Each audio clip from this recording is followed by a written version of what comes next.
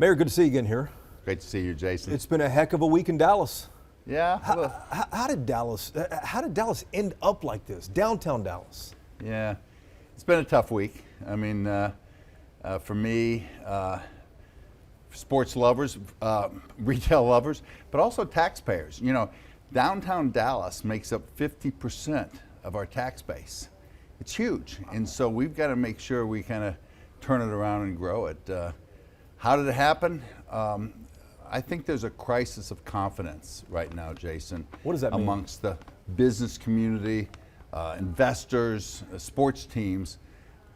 Can city government really deliver what they need? Consistency, low key, no drama, make sure the railroads run on time. Can they do that? We've had a tough time doing that. And why? I think there are two reasons. First of all, there's a small group of people in Dallas. I call them beginners, okay? And they're in every city. They always look for a conspiracy around the bush, or they're getting the short end of the stick. And they've always been there. But in the last 15 years, and it started when I was mayor, that voice got louder and louder, not because there were more people, but because of social media. Sure. Long format journalism went away. And so elected officials have to take care of them. They feel like they've got to react to them. Now you put that in combination with an antiquated, terrible form of city government where no one is accountable. Nobody, not one person is accountable to the citizens of Dallas. You're talking about the city manager form of government Correct. that Dallas has. Correct. You put that with that louder group, and it is a perfect recipe for what is perceived as a three-ring circus, and that's not consistency. Business people have got to make sure that everything is consistent and their services are delivered to them. If they can't, they've got to vote with their feet and leave, and that's what happened here. And you said businesses have this crisis of confidence right now. Are they not confident in what's happening at City Hall? Or Correct. They look around and they see the action that's been taking place. And look, citizens have a right to have a point of view. The question is, does that represent all of Dallas? They don't. Yeah. The smaller group has got an outsized voice right now, and too many people around the council are listening to those people. What was your reaction on Monday when you heard the news about the Mavs, then Tuesday when you heard about Neiman Marcus, and then we heard about the Stars? I mean, it was boom, boom, boom. Yeah.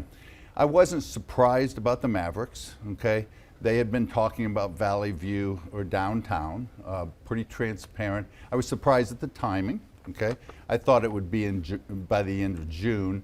And I knew the Stars were right there, and it was just dominoes. But it started with AT&T. Sure. It really started with AT&T, and these dominoes fell in. So no surprise to see these teams walk away? I was deeply saddened, okay? Yeah. But I would be naive if I'd be surprised. I guess what struck me about it is, I know the city manager's office had been talking to the teams, trying to maybe figure out how to keep the teams in Dallas. To have both of them leave downtown Dallas, though, I'm thinking, wow, there is nothing that Dallas could offer to keep them in the central business district, or at least close to it there in Uptown? You got to come back to the root cause. It's like, do they want to put their hundreds of millions of dollars into developing something where they're not sure how the council feels about everything?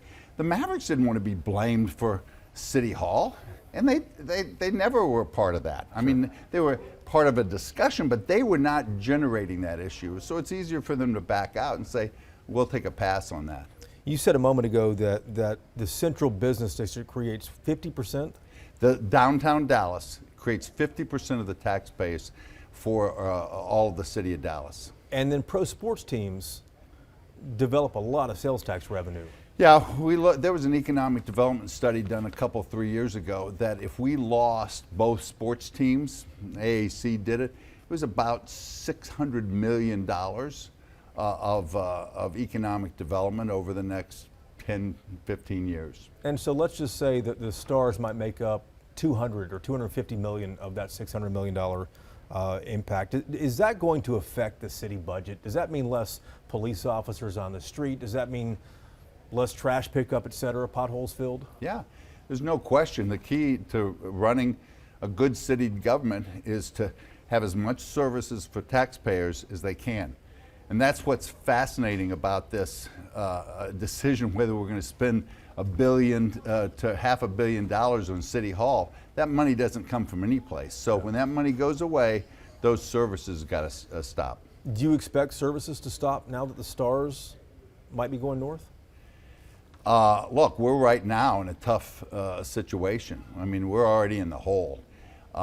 It depends on how we go forward. It really does. The question is, you know, how are we going to approach this in the coming years? Are these done deals? These are option agreements that both the Stars and the Mavericks have to move north here. Do you think these are done deals? Does Dallas still have a chance to do anything to keep either team? Well, look, I will fight to the last second to make sure we have a chance. I think it's fair to be intellectually honest that these guys are not games players, okay? And they're grown-ups and they're good business people. But until they sign the final document, I guess we always have a chance. Do you think talks are happening right now? I don't know. You're a business guy. What's happening behind the scenes, do you think? They're sitting and waiting for this next vote on what we're going to do about City Hall. Which comes on Wednesday. Yeah, whenever it comes, it's got to be clearly a clear majority not to spend that much money into City Hall. I mean, $500 million to $1 billion. I mean, when people look at us and we would do that, they would say, why would I be in the same city as that government? Unfortunately, we've got 9 strong votes. The mayor's leading that. And hopefully we'll have the right vote there. But that's the first step of fixing this. But that parcel, I mean, obviously that's a huge parcel, but that's just one parcel here. If you zoom out, the other question I've been asking is, how does Dallas get out of this funk that it's in? How does Dallas bounce back? Because it's taken a heck of, half dozen hits here. Heck of a hit. Well, first of all, the first step you've got to take is the right one, and that is to make sure we vote the right way in regards to City Hall, so we can move out of City Hall, so we don't reinvest all that money in City Hall. That's a critical first step. The second step is to redo our form of government.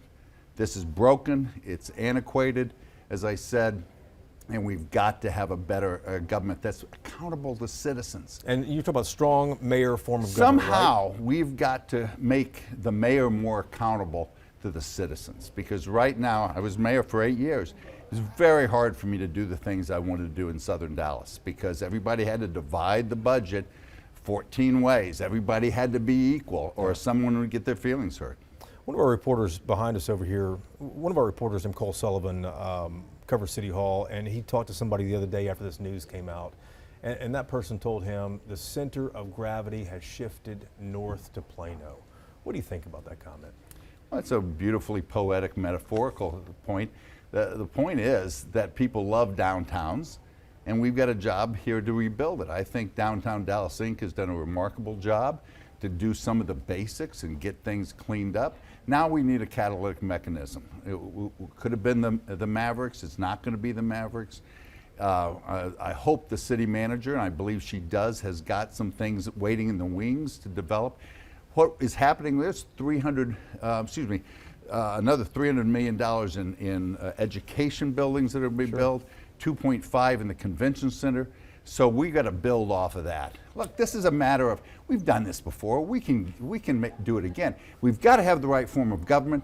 We've got to have the right elected officials around there, and we got to stop focusing on the fringes in the city and focus the mainstream taxpayer. You're still hot on Dallas, and you told me that. I'll buy this stock any day of the week, and I think it's great. I really do. It's the center of the Metroplex. Yeah. And as one of the mayor told me when I was mayor, what happens in Dallas, if Dallas is healthy, we'll all be healthy. If Dallas is sick, we're all going to get sick. And so I think we have a responsibility not only to the citizens of Dallas, but all at DFW. I want to make sure that I understand one thing. I'm trying to put a broad number on this, but if both teams leave, AT&T leaves, if you start chipping away at this tax base here, What does that mean to what the city of Dallas does for citizens? What does that mean to services, to libraries, to parks, to fire department? You know, et cetera? I am fearful that the arguments we get into about closing libraries, about closing swimming pools, and the police force is going to get tougher and tougher to make. Everybody wants more money, and there's going to be less money to give around because our tax base is going to flatten and hopefully not go the opposite direction. But that's not an exaggeration to No, say not with, at with all. the It's teams not- leaving. It's not funny money here, okay? This is real money that is paid to people to do things for our citizens. Yeah. When we can't hire those people, we can't hire enough of them, those services do not get delivered to our citizens. So it's not a conceptual issue, it's not an emotional issue about an architect or a building. It's a real issue about how you're going to balance this budget. We're not like the federal government. We don't print our money. Right, and borrow it. We can't. Yeah. We've borrowed way too much on our credit card already. But sports teams are more than just loyalty and love going to see the games. They actually benefit a city, regardless of which city they're in. They help the bottom line in a city. Oh, no question. You that talk true? about the retail around, Sure. the events, the hotels, the visitors that come into town, the restaurants. I was in restaurants all this week, and the restaurateurs down here are very depressed. Their business is going to go up. That means tips for their waiters are going to be less.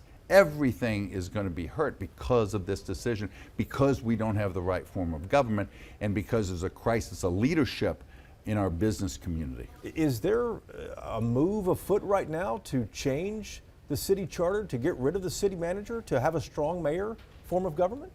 Well, you're getting specific about what the form of government would be.